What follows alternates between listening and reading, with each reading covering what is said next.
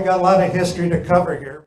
Let's go back a couple million years ago, back to the Ice Age, when there were several different incursions of ice that came into the state of Minnesota. The most recent was the Wisconsin ice sheet, which came down between 13 and 50,000 years ago. This is the ice sheet that pretty much scoured, scraped, and formed the landscape that we see here in Minnesota.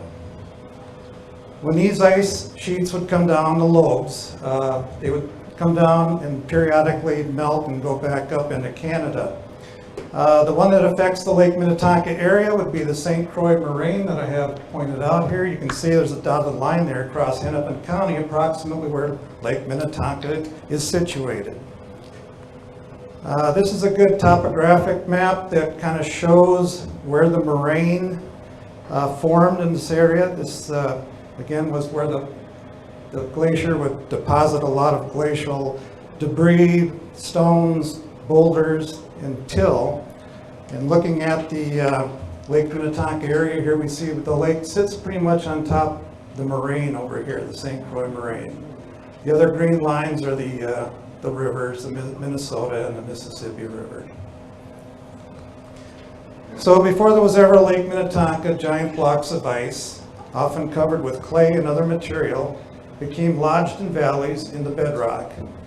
When the ice melted, the lake and its many bays were formed. And they call these lakes kettle lakes because they're kind of shaped a little bit like a kettle. Here we have a later map of Lake Minnetonka. Well, it's old, but later. You can see that the configuration of the lake here with all the different bays. These are all apparently ice blocks that melted down and amazingly are mostly connected together naturally. Pointing out an interesting formation that was formed by the last glacier. It's called the Minnetonka Esker. And this is a ridge that runs from down in Carver County line on the very southwest of the lake. You can see it very well along County Road 44 going up to Eagle Bluff when you're on your way towards Mound. There's a break here, then the ridge starts up again, and this, you can see it well up by the Gun Club and Little Long Lake, and it heads up into Maple Plains. So this long ridge of sand, gravel, and cobbles was deposited in ice wall channels of glacial streams. And what that means is that when this glacier, the final glacier was covering the lake area, rivers, when it was melting, would form on top of the ice, bringing down debris from wherever, depositing it and forming this big ridge. And so that's where that comes from. Quick little rundown on the chronology of Minnesota archaeology. We already talked about the Ice Age. The Paleo-Indian period is estimated to be from 13,000 to 18,000 years ago. This is the first people of Minnesota that they have evidence going back about that far. We next go in the Archaic period. The interesting thing about that time is that there was a very, very dry climate. And if you can picture it at that time, Lake Minnetonka was surrounded by prairie grasslands. And it was a long time until the climate changed again to a more wetter climate, and we enter the woodland period. And this is probably one of the most important ones that we talked about here at the beginning. This ranged from 4,000 to up to 400 years ago, and this is the period when the mound building occurred, from 500 BC up to 1500 AD, or CE is the modern term for that. And then we have the historic tribes starting about 1,000 years ago. The woodland period was a period of innovation. This is when pottery started to get more elaborate. The bow and arrow came out at this time, and a lot of innovation with the people that were here at that time. So let's talk about the big woods for a minute. In the woodland period, this is when the trees came back, and we have this very thick forest. You can see the dark green is where the big woods are located. It was a mixture of maple, basswood, elm, and red oak sprinkled in there. And we move on to the burial mounds. This is a map of most of the state of Minnesota showing where mounds have been surveyed over the last several years. And you can see on here that we have quite a few running along the Minnesota River down here, and a bunch on the Mississippi. And then we look up here at Lake Minnetonka and we see a whole bunch of red spots here, indicating all the mounds that were in this area. So this map was created by one of our volunteers at the Westonka Museum. It shows the approximate location of where back in 1883, Theodore Lewis came out and did a survey and wrote up where most of the mounds were. He surveyed 524 separate mounds in 48 different sites around the lake. There's only about 40 of those left out of the 524. And those are the blue flags. The yellow flags are archaeological sites that have been documented since 1883. So we'll take a look at a couple mounds people are probably pretty well aware of, starting with the Langdon Mound, which is on the west end of Lake Langdon. This is a historic picture taken probably back in the 30s. And you can see this is an example of a very long, narrow mound that runs east and west on the southwest shore. This is on city property. It's accessible. There's a great big oak tree down here at the end, and if I'm correct, that oak tree is still there. This is the mound looking towards the west. This is looking lengthwise also to the west. And this is a view looking towards the east. It's the highest point of the mound. The mounds occurred in three basic categories. We've talked about the elongated or linear mound style. Most common that you're probably aware of would be like a dome-shaped or conical shape. And the third category was the effigy mound, which was made into the form of a animal or a person or something like that. We don't have any of those around anymore. There used to be some really good effigy mounds by the Narrows, but they have long been taken away. Talk about a couple other mound groups important in the Westonka area. We've got the first Bartlett group. This is down along Cooks Bay on the north side. Bartlett Boulevard would be up here. There's a group of about 18 mounds, mostly dome-shaped, a couple elongated, and an irregular shaped one. Looks a little bit like a squirrel on there.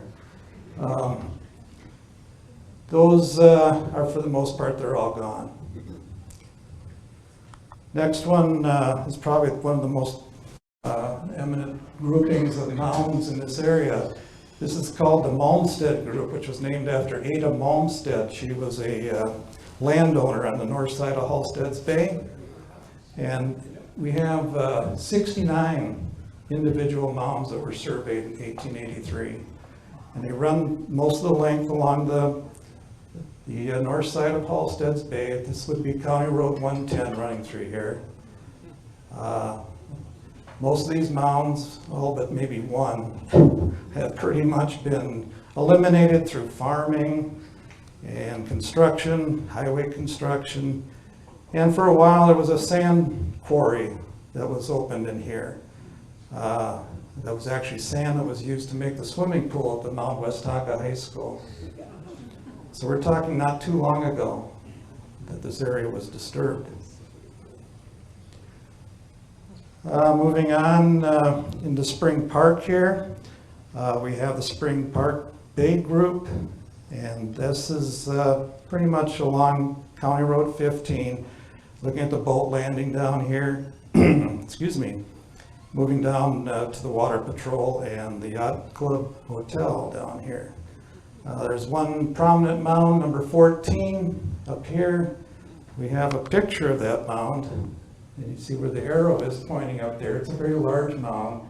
This is back when Spring Park had a picnic ground that was set up by the railroad way back in the 1880s. This photo is probably from the 20s, but gives you an idea how big that mound was.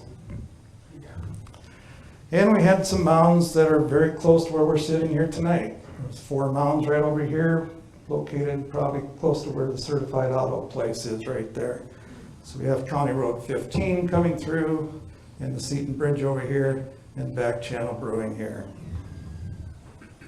They're all gone, of course. There are some other well-preserved mounds in the area. This particular area is pretty much inaccessible just about all year round now. It's probably why they're pretty well preserved, because nobody can get to them very easily. In fact, when I took these photos of these 2 mounds, it was the access that I used is no longer available. It's on city property, but it's very hard to get to.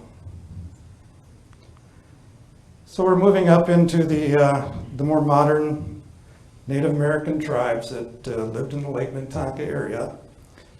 This map is a Google map that I've overlaid with locations of some of the long-term Indian villages that were located along the Minnesota River, along with an ancient trail that most likely connected between the Shakopee village and Lake Minnetonka. It's about the closest that we come along with the villages in the valley. The other villages, of course, we talk about Black Dog.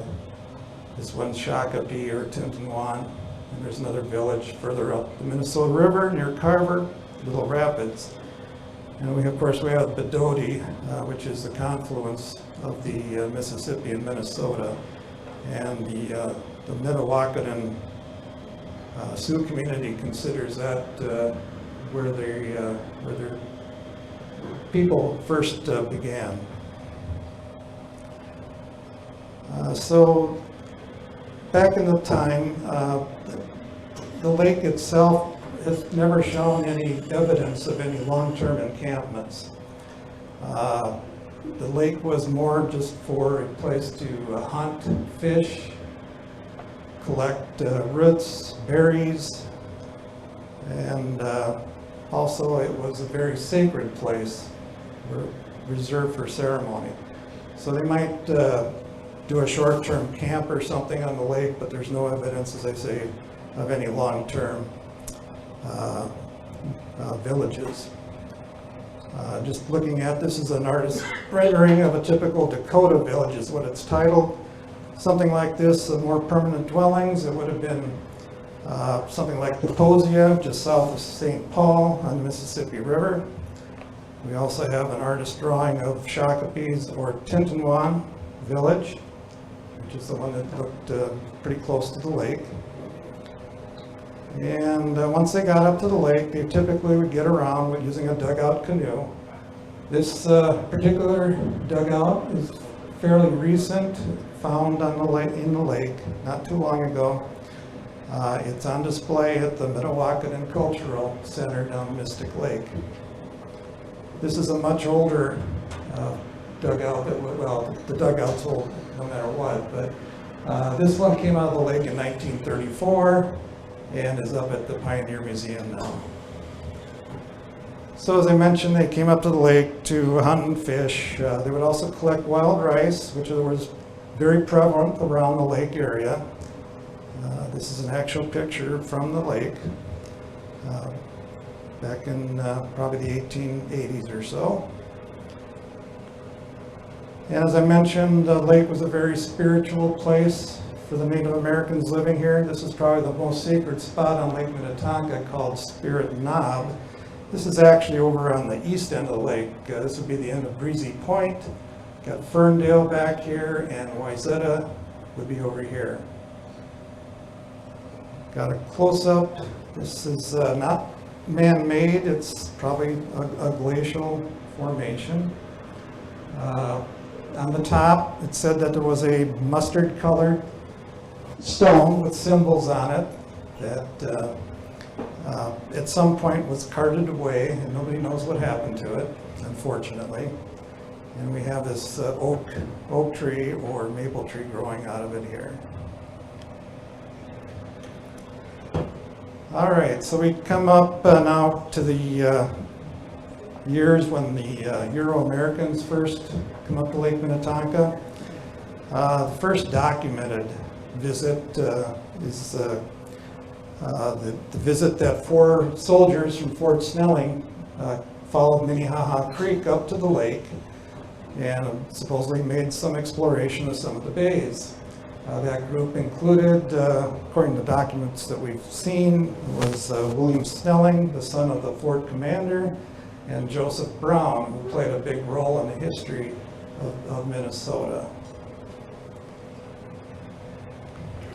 And this is a marker that was set up by the Minnesota Historical Society in Surfside Park back in the 80s that commemorates that visit back in 1822. We know there were some other white people in the area. This trapper pistol was discovered when they were excavating the parking ramp in Mound. And we had an expert take a look at it and dated it to 1835. This is on display at the Westonka Museum. Talking about Joseph Nicolet, or as we pronounce the street named after him, Nicolet. He made 2 expeditions up into the upper Mississippi River region, one in 1836 and one in 1838. And at that time he stayed with people at the fort, so we know he was definitely nearby. What he did is took his notes from his expeditions and put together a very intricate map of the upper Mississippi region. This is a detail from the map that was published by Nicolet in 1843. And a lot of people would say or write that, well, the Native Americans in the area kept the lake a secret because there's no Lake Minnetonka on this map. If you follow this Cascade Creek up, which would be probably Minnehaha, you can see the lakes that are connected, Bede-Macaska, Harriet, and Lake of the Isles. In the creek going out here, and there's nothing there. What we think now is that he just put it in the wrong place. That this long lake out here is probably Lake Minnetonka, and he misplaced having it drain out on what he called Fall Creek into the river just above St. Anthony Falls, which would be today's Bassett's Creek, of course. Further on this map, we can see down here at Little Rapids Village and the Carver Trading Post. We know that people were there way back at the beginning of the 1800s, so it just seems very likely that they would have wandered up here and seen the lake at some point in that time.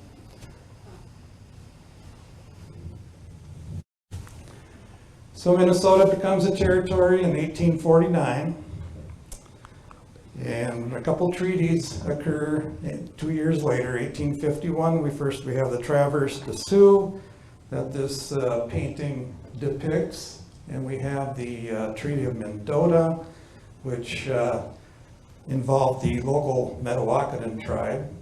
And these treaties opened up all the land west of the Mississippi for white settlement. So the lake is rediscovered in 1852. The name Minnetonka is derived from the Dakota phrase, great water or big water. And I'm not going to try to pronounce that Dakota phrase there. But Alexander Ramsey, who was territorial governor at that time, made an expedition out to the lake and officially named it Minnetonka.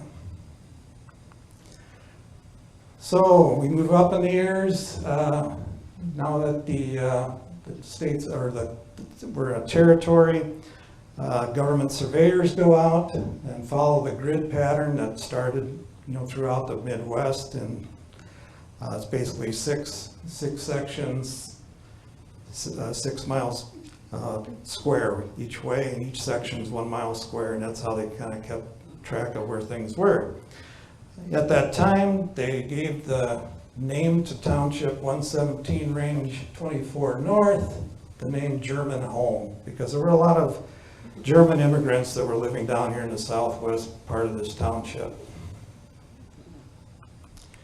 This is just a later map that kind of gives us an idea how the different townships were laid out. You can see that most of them are square, with the exceptions of those that are next to rivers.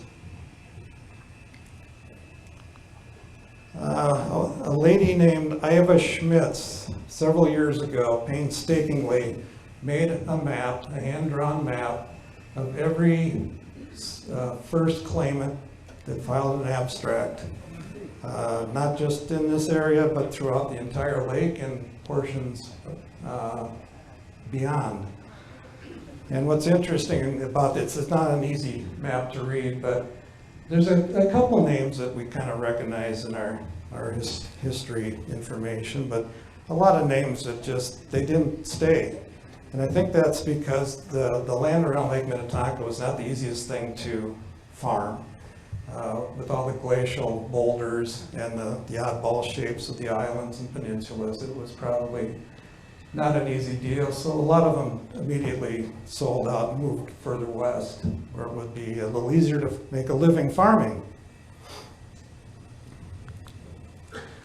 In 1854 to 1857, there was some land speculation.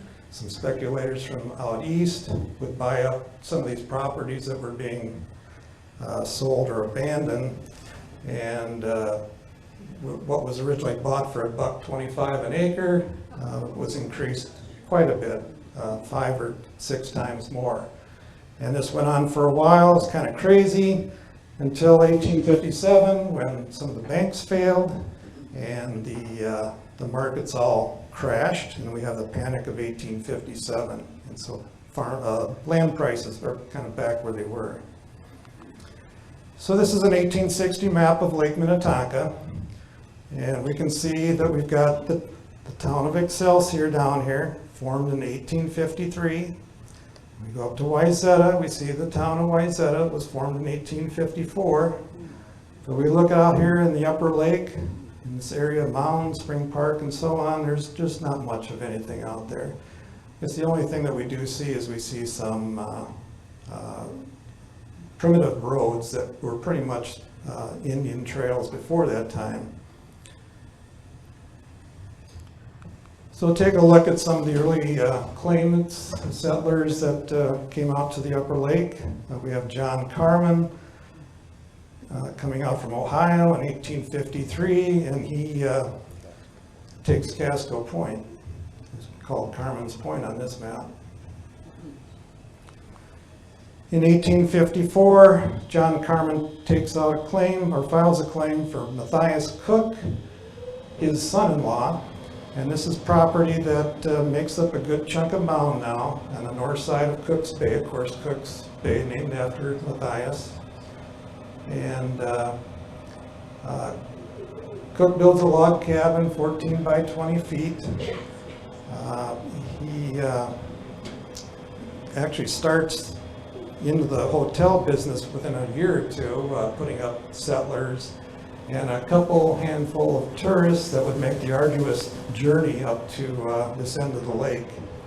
It was in Cook's cabin in 1859 that the voters of the township got together to decide how to govern and who's going to do what. But one of the big things on the agenda was, let's change the name of our township from German home to something different. And so they came up with the name Minnetrista, which is supposed to be a Dakota word for crooked waters. And so now we know that township forever afterward is Minnetrista. Nathaniel Saunders files a claim on the north side of Halstead's Bay in 1856. Saunders Lake, which is on his former property, just a recent picture there. Edwin Gribble files a claim with wife Rosa, 1856.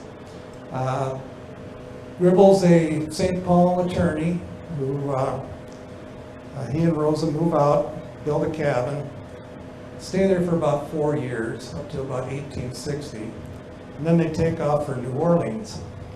And must not have liked it down there, because back in 1868 they were back in the cities, living permanently in St. Paul, but coming out to the lake in the summers. And Rosa Gribble plays a role in some of the history of the hotels later on. You can see on this map that Halstead's Bay was actually called Gribble's Bay. Frank Halstead comes out in 1855 from New Jersey, and he files a claim on the south side of Halstead's Bay. Here's a picture of Frank in his later years. We talk about the Benedict Schmidt claim. The Schmidt family, it had the brothers Benedict and Joseph Schmidt go to the land office and file claims for two different pieces of property in 1856. One in Hennepin County on the Upper Lake down here, and the other in Carver County. They returned from the Civil War, and Joseph Schmidt is the other brother. He's the one that takes the Lake Minnetonka property, and Benedict takes property in Carver County to farm. We have Frederick Jennings coming out in 1857, filing his claim for 203 acres on the west end of the West Arm. Of course, we know that now as Jennings Bay. And Nathaniel Harrison, about the same time, takes what's now 3 Points. And of course, Harrison's Bay, named after him. The first claim made on Island Park, or its official name, Phelps Island, was taken out by Angeline Noble and her son Orson. Back in 1857, they paid $500 for a good chunk of the island. Talk a little bit about the Moore cabin. This cabin was built, we think, around 1860 on the north side of Cook's Bay. Built by Frank Carman, who bought a couple acres from Matthias Cook. And Carman played a big role in some of the early history of Mound City, being one of the first postmasters. He was in the mercantile business, the cordwood business, and he also ran a freight boat on the lake between Mound and Wayzata. In 1868, Frank married Adela Moore, and in 1877, they sold the cabin and property to Adela's brother Charles and his wife Sophia. What's interesting about this cabin is that over the years, it was probably moved, remodeled, expanded, and actually was incorporated into a much newer home. And as far as we know, this cabin still stands today. You can't see it, but it's still there, making it probably one of the oldest structures on Lake Minnetonka. Okay, we'll talk a little bit about an interesting expedition that a couple young boys, teenagers that lived in Long Lake, made in the lake back in 1865. This was Will Barnes and James Wallet, or Jim Wiley. They Will recorded his reminiscences about 69 years later, so definitely colored by the passing of time, but from what we know is they walked down, rented a boat where North Star Marina is now on 15. It's amazing that they were doing boat business back in 1865. They got a flat bottom rowboat, paid 60 cents, went out on the lake, hit a really fierce wind coming from the west, but they managed to get through from the lower lake up to the upper lake, following what was then Crystal Creek, a winding creek that ran through the marsh between the upper and lower lake, because there was no narrows then. Then they made a beeline out to Enchanted Island, ate up all the food they brought along. So they made camp, found a flock of ducks, were able to find some food, spent some time there trying to find some ginseng, which was a cash crop, pretty important to the lake area back then. They got up the next day, headed up into cooks and then in the Priest Bay and made camp another night at the entrance to Halstead's Bay. Their intent from this trip was to find the major tributary to Lake Minnetonka. So this is why they were heading out this way. Across Halstead's, they got on the 6 Mile Creek, went up as far as their curiosity was satisfied, turned around and headed back. Unfortunately, of course, we're still kind of hungry at this point in time. Another flock of ducks came by, and Will took a shot at the ducks, and somehow the gun kicked back and hit him in the face, causing a serious bloody nose. But it seems that they recovered from that, got cleaned up, spied a cabin on the shore. We don't know exactly where and who it was. Apparently an old man was living there on Halstead's Bay. And they asked if they could have some food. And so he said, sure, I'll just charge you 25 cents each. They ate, and then they just really deadheaded back home. And now they had this west wind from the couple days before, and it just carried them all the way back up in here real quick. They get exhausted. They stopped at Smith's Bay, camped overnight. Next day they brought the boat back and walked back home. So Frank Halstead, that we mentioned earlier, takes different property over on the upper lake. And this is 1866. He's returned from the Civil War, captain, and builds a new cabin that becomes known as the Hermitage. And this is a very important tourist site back in the 1800s. Levi Bowers comes out in 1867 from Indiana. His son Elijah is the blacksmith in Mound City later on. And then we have some big improvements in transportation to the Lake Minnetonka area. In 1867, the St. Paul and Pacific Railroad reaches the lake, which allows people to come out from the cities, jump on a steamboat, and take a little excursion around the lake. Very popular thing that started about then. A few years later, 1873, the Hull's Narrows is dredged. It's named after Stephen Hull, who was a settler nearby. And this replaces the twisty, windy creek, which we can see on this 1879 map. They still show it on there a little bit. Hull's Narrows was long and narrow, cutthroat right through the swamp. You can still see this original Narrows when you're driving from Navarre down to Excelsior, just past the current Narrows, and you'll see a canal that runs out towards Lafayette Bay. You can see at this point they added some pilings to keep it from filling in, which is hard to prevent when you're working through a swamp like this, or marsh. And we have James J. Hill enters the picture out here, and he is in the cordwood business starting in 1867. And this is before he got involved with railroads, though he was a supplier. And what he would do is contract woodcutters and farmers out in the lake area and other places nearby to cut wood for fuel.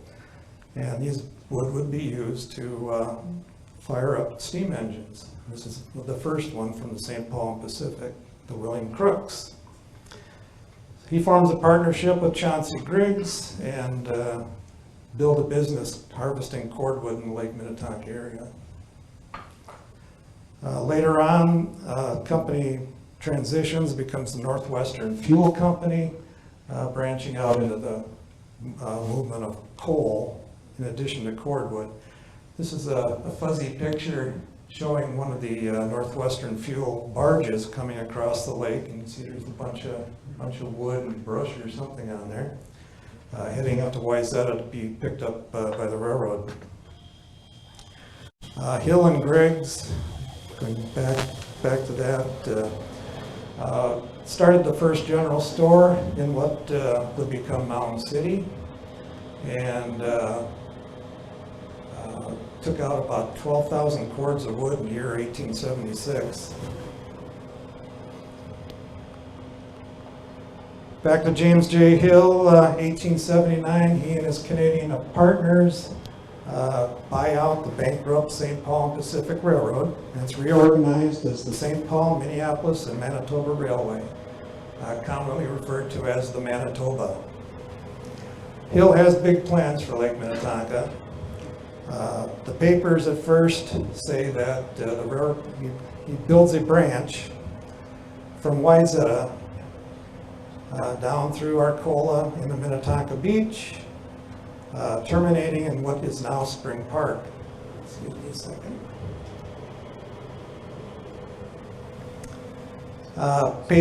Newspapers say at the time that he was doing it to make it easier for the farmers to bring their product to market. But I think the real main reason was to bring workers and construction materials out to Minnetonka Beach to build the magnificent Lafayette Hotel, which was opened in 1882. In this view here, we have the boat that he was involved in launching, the Belle of Minnetonka, approaching. Big steamboat. These larger boats that were coming onto the lake at that time were having a really hard time getting through that Hull's Narrows. They would get stuck and have trouble maneuvering around in and out of that. So there was a big push to get a better Narrows made. And so the Narrows that we all know today was dredged in 1884. It's much shorter, wider, and deeper. And in this view, early view, before there was a bridge, you can see the Hotel Lafayette back behind here on Lafayette Bay. So now we're going to take a kind of a circle tour of the upper lake and check out some more historic sites. We'll start on Cook's Bay, since that's where Mound City is established in 1876. It's the first time you see it in publications by that name. We have a few people that live, excuse me, right here in the northwest corner between Lake Langdon and Cook's Bay, along with Chapman's, Bartlett's, and the Moores in that 1860 cabin. We'll start out at Chapman's. Seymour and Sumner Chapman came out from Minneapolis in 1875 and built a substantial hotel for the time that they called the Chapman House, and opened on July 4th, 1876. Here's a later view of the Chapman House, a real actual photo. You can see the hotel pretty well there. This is similar to the Lafayette picture I showed, where the Belle of Minnetonka is approaching Chapman's Dock. This is their boathouse here. I've got some more pictures of that. So we have the Belle of Minnetonka actually coming up now into the upper lake and visiting Mound City. This is Chapman's Dock, their boathouse. The Belle of Minnetonka was 285 feet long and could carry over 2,500 passengers. Just a huge boat, huge boat. This is a view that I took recently just to kind of give you a perspective of what we were looking at in the previous photo. We got the Chapman Place condominiums there in Surfside Beach. Another view of Chapman's. This is a good one that kind of shows you where it was. It was up above the dock. And parked over here at the dock is the city of St. Louis, which was launched by flour miller W.D. Washburn about the same time as the Belle. It only fit 1,000 people. Here's kind of a neat view of both boats. The Belle is docked here at Chapman's, and we have the city of St. Louis coming up behind it here. Quite often, the captains of each boat would do a little race up to Chapman's across Cook's Bay. When they would round Cedar Point on Island Park, they would strike up the band, which would alert the people, the folks at Chapman, that the boats were going to be coming pretty soon, so they'd be prepared for them. In the the early 1880s, it was pretty fashionable for the passengers that would come out, tourists that come out to the lake, that they could get up to Chapman's, after taking the train out to Wayzata, or Excelsior, which had train service in 1881 also. And they would have maybe 4 hours layover at the Chapman grounds. They could have picnic, go fishing, have dinner, get back on a boat, head back to Wayzata or Excelsior, and be home in the cities in time at nighttime. This is the Hattie Mae that was launched in 1878. Interesting things about this photo is we have the band up here on top, and we have this very lush forest, which is now the Highlands neighborhood in Mound. Busy dock at Chapman's, lots of little boats. Seymour Chapman in 1881 decides he wants to have his own hotel, so he builds the Mound City House. And this is on the high ground between Lake Langdon and Cooks Bay. This photo again here is showing the Chapman boathouse. This is Surfside Park, and you can barely make out the Mound City House up on the hill. And that hotel unfortunately burned in 1892 and was replaced by the later hotel that stands there today. It burned for a $4,000 loss. Next door to Chapman's is the site of the Horace Austin Cottage. Horace Austin was governor of Minnesota from 1870 to 1874. He built this summer place in 1888, I believe, and it was called Linger Longer. This is a later photo of Governor Austin. He lived there, or enjoyed the lake at his cottage until he passed away in 1905. Moving along the Cooks Bay shore, we're going to come up to Bartlett's next. This is a very early photo of the original hotel.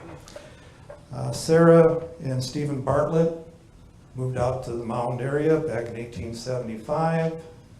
Following year, they purchased property on Cooks Bay and built a small, basically a boarding house. It's not really a big hotel by any means. It's reputed that their son, Ed Bartlett, did most of the work building this building here. Later years, they expanded, built on to the hotel, so it became actually a real hotel in 1883 called the Bartlett Place. And what's interesting here is we can see one of the Indian mounds on the property over here on the left.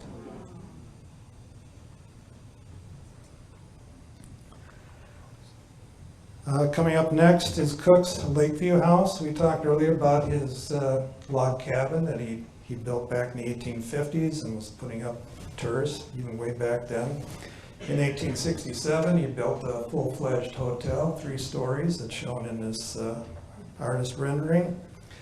The hotel had a portico running around the outside, giving expansive views to the guests that would stay at the hotel. It was surrounded by flower gardens and fruit trees and a pretty decent sized stable for housing the guests' horses. Several improvements were made to the hotel over the years. There was a short time, we talked about Rosa Gribble. She was managing the hotel at one time. Up until 1881, they continued making improvements, but unfortunately in 1882, it burned. And so Matthias Cook subsequently left the area. So what did people do when they were staying at these hotels on Cooks Bay? Well, they could have a rousing game of croquet, that's shown in this picture here, taken in 1877. Excuse me. They could go fishing, especially for black bass and crappies. They could go wading in the lake. These ladies are very careful not to get wet. The hotel keepers or their workers would frequently row their guests out to visit maybe one of the nearby bays This is a group that's headed into Halstead's Bay. And for something completely different, we find, based on this newspaper blurb, that the Chapman House grounds are dignified by a show now. The living head without a body is on exhibition there and draws crowds of spectators. Another unfortunate activity that the hotel people would offer to their guests was to go out and dig into an Indian mound, and that's why so many were destroyed. What would they find when they burrowed into the mound? Primarily bones, maybe some pottery shards, nothing, no big treasures by any means.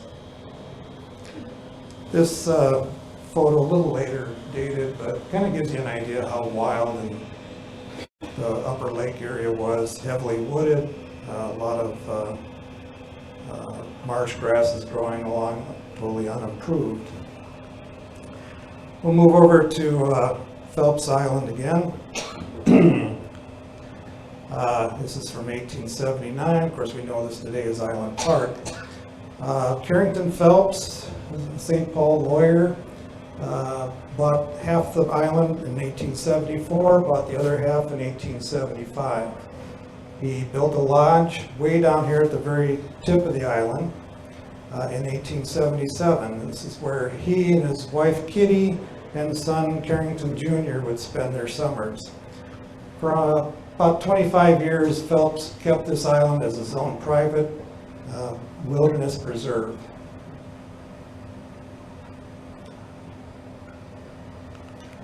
This is the only known picture that we have of Carrington Phelps, and it's actually taken after he lost the island after the turn of the 20th century. At this point, he was back in Connecticut, where he was originally from. Here's another view of the island. We're looking south towards Pelican Point. Phelps would make an exception to a handful of tourists and let them stay out on the island, but they pitch a tent or stay in a knocked-down cabin, they call them, kind of like a temporary shelter. And we think this is maybe one of those knocked-down cabins on the island. Other interesting thing about this, you can see how much it's been cut over here. In 1864, the lake was covered with forest, probably close to 75%. By 1899, it was 25%. And that was mostly from the cordwood cutting. This is a magic lantern slide of Phelps Island, one of the marshes out on the island. And this is the pretty crude drawbridge that used to allow you to get out to Phelps Island. This is the Black Lake Channel looking out towards Spring Park Bay. Here's another view of the island, just an example that shows how very lush and uninhabited the island appeared. This is taken from Spring Park. This is probably one of the Indian mounds in that group that I showed earlier. Talk about Casco Point.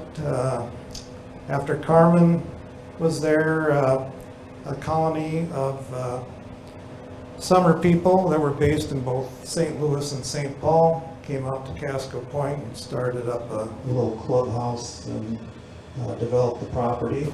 This was the original Spring Park, even though, and now today, of course, it's part of Orono. When the railroad was built out here in 1881, they set up Spring Park Station based on the Spring Park colony. And of course now that name is stuck, and we of course know this now as present Spring Park. I mentioned in that picture of the picnic grounds. This is where it was located, just on the northeast side of Spring Park Bay. Railroad developed this in the 1800s as a revenue generator to get people to come out on the train for the day and then stay for a few hours and picnic and enjoy the lake. Maybe go for a little steamboat ride. And this was pretty successful for them. A latecomer to the hotel scene is the Hotel del Otero, which was built over here. And we have a couple photos in its early years. This is looking to the south. The Del Otero had views of both the West Arm and the Spring Park Bay. You can see the railroad platform was quite close, very convenient to the hotel. And this is a view looking the opposite direction towards the north from their dock on Spring Park Bay. Move up into the West Arm a little bit, talk about the Saga Hill Summer Colony. This was built by, or started by, a group of professionals, professors, ministers, and others that were connected with the Augsburg Seminary. And this colony thrived for several years. Move down into Spring Park Bay, start talking about some of the islands in the upper lake. Goose, Shady, and Spray. This is the Edward Reel Cottage that was once on what they called Wild Goose Island. In fact, I think that's the official name of that island, back in the 1880s. Of course, now this is just a destination to pull your boat up and enjoy the lake. And the geese.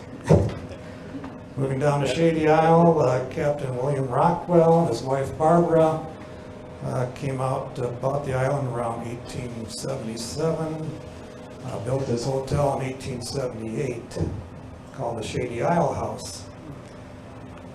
There's another view of the hotel. In 1879, Major Thomas Harrow, who was involved with the St. Louis Hotel way over on the east end of the lake, left that hotel under not really good circumstances, I guess, but the Rockwells had him set up to manage the hotel for a while.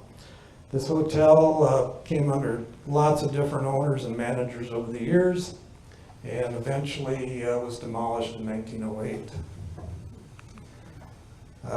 Talk about some more islands in the Upper Lake. Charles Zimmerman buys the western half of Enchanted Island from the St. Paul and Sioux City Railroad, which had received it in a railroad grant. And he comes out here in 1877, builds a wooden house or cottage.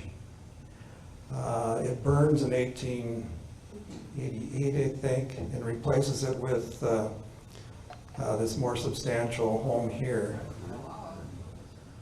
Going back, what you call Boulder Lodge. Going back, Charles Zimmerman was an avid sportsman, artist, photographer, and he was Commodore of the Lake Minnetonka, of James J. Hill's Lake Minnetonka Navigation Company, which ran all the steamboats on the lake. Next island over here on this map is called Dunlap Island, named after one of the first owners. By 1879, it's owned by L.D. Hodge, a St. Paul spice dealer.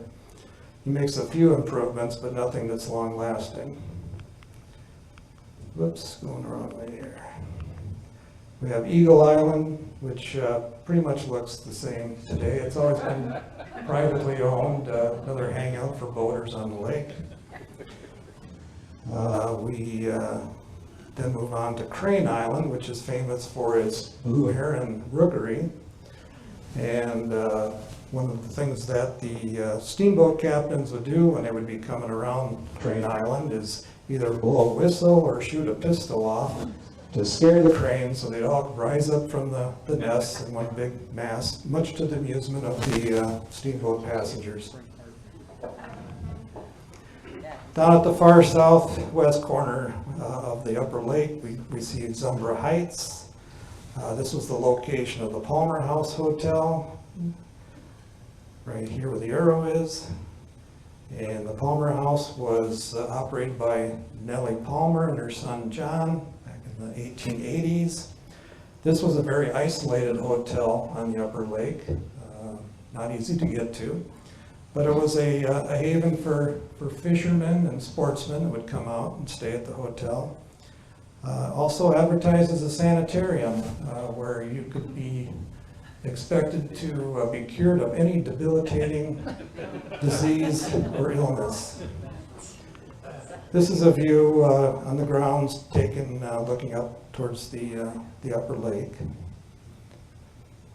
I've never seen a photo of the Palmer House Hotel, but I did stumble across this photo in the collection of the University of Minnesota. If we look over here where the big arrow is pointing down, you can actually see the Palmer House sitting up high on the bluff.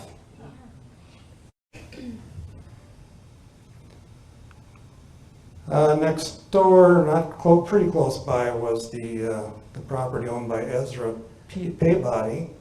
He was a pioneer cottager on the lake coming out in the 1870s. And he was a successful Minneapolis druggist. In 1890, he decided to give up his business and join a mission and become the Reverend Peabody. And he would hold church services in his house, his 10-room house that he had on the 1,000 feet of lakeshore here on the Upper Lake. We talked about the Schmidts earlier. Joseph Schmidt Sr. taking over the property here on the Upper Lake. The Schmidts built the stone farmhouse that today you can still see the ruins of in Lake Minnetonka Regional Park. This is a view looking out towards the lake. Back to the Halsteads. George Halstead takes over the Hermitage cabin after his brother's death in 1876. Here's the picture of the Major sitting in front of the cabin.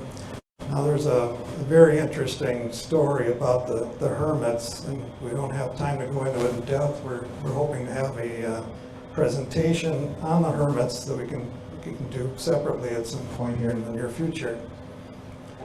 But we have a picture of when the tourists would stop by and enjoy the property that George was living at that time.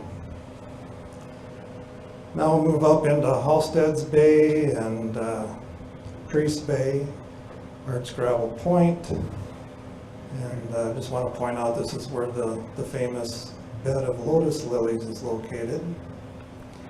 Here's a rendering of the entrance to Halstead's Bay. In 1880, Anton and Sophia Kaler purchased the Saunders farm that's on the north side of Halstead's Bay. Their sons become very important in the early history of Mound back in the early part of the 20th century. Here's the farm on the north side of Halstead's Bay with some cows grazing. One of the first things the Kalers do is donate an acre or two for a cemetery in 1880. And this was triggered by the death of one William Hunke, a woodcutter who accidentally shot himself while cleaning his gun. So he was the first one interred in his cemetery. By 1894, it's the Mound Union Cemetery. This is the bed of American lotus lilies. A little bit hard to see in this view, but you can kind of see the high. This is the Minnetonka esker over here that runs along Halstead's Bay. You can see a steamboat smoke coming up here from the other side over in the upper lake. The American lotus only grew in 3 spots in Minnesota. Halstead's Bay being one, the other 2, one at the Minnesota River close to Fort Snelling, and south of Winona on the Mississippi River. Here's a university photo close-up of the large leaves that are on the American lotus, which keeps them distinguished from the other lilies that we see around Lake Minnetonka.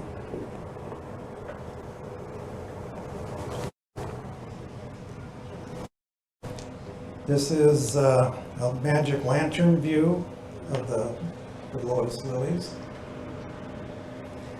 And here we have a young lady with a lotus leaf that's come out of the bed there. This lotus patch was a very well-visited tourist site, starting back in the 1870s, going all the way up until the 1930s. We'll move up to Priest Bay, which was named after D.E. Priest, early settler. When W.T. Whitehouse, a St. Paul shoe merchant, purchased Priest property, somehow the bay started getting called Whitehouse Bay for a while. In 1881, it sure was showing that way on maps. Whitehouse built a summer cottage that he called Maple Shade on the north side of Priest Bay.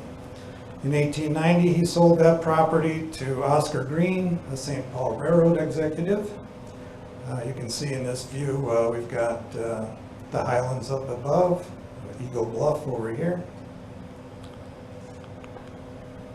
From the highlands, we're looking at Hardscrabble Point. I think that name comes from probably those early settlers that really had a hard time making a living farming this part of the lake. And now we're up to 1898.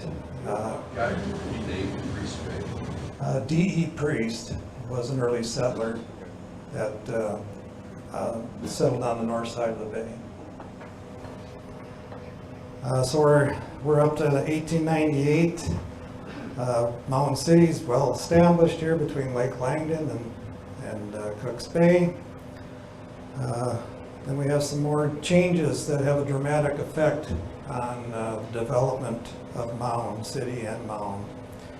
This map, which we have for sale over there, is a detail. You can see some of the prominent places on the map, such as the Chapman House, the Bartlett Place. Here's the Moore Cabin over here.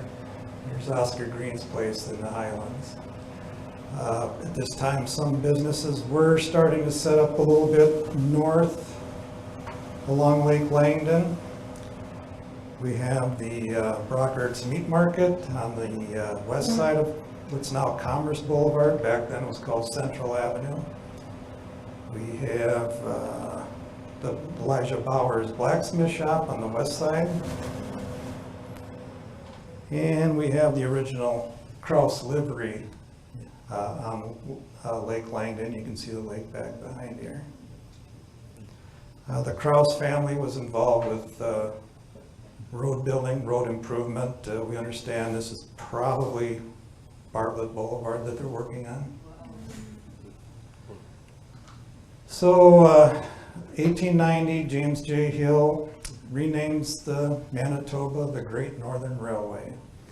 In 1893, it makes it all the way to the Pacific coast. In 1900, they decide to make some changes with a line that they've got running from Hopkins south of the lake. I've got another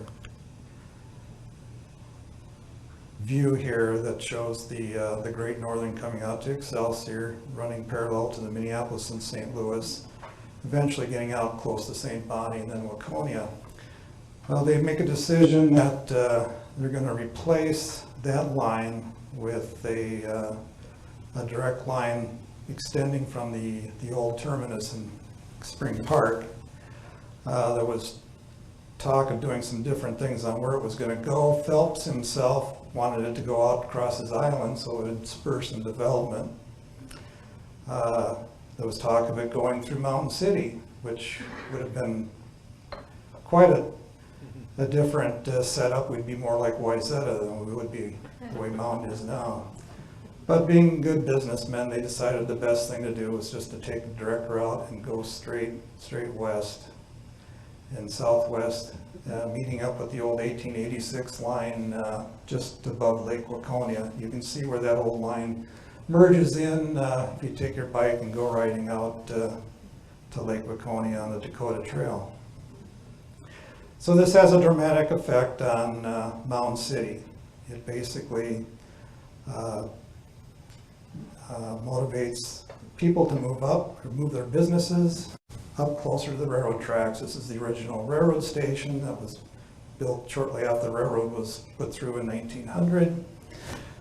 So then we have all kinds of businesses relocating up close to the train tracks. This is a view of Commerce Boulevard going south.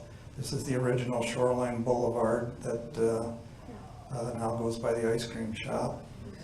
We see the the Mound Bank here, I think somewhere back here. That's actually still there with a false front. And with further development, the village of Mound is incorporated, so it is carved out of Minnetonka Township, with the business district now centered around the railroad tracks of commerce and where Shoreline is now. 5 years later, this is a view of the downtown Mound around 1917. So with that, we're going to conclude. There's still another 120 years of really interesting history and stories that happen after this, but I don't think we want to stay that long. So we're going to conclude at this point. Stay tuned, look for other future programs that we'll be having. Lisa mentioned a couple that we have coming up soon, Wayzata and Excelsior. And be sure to register for those if you're interested. Thank you very much.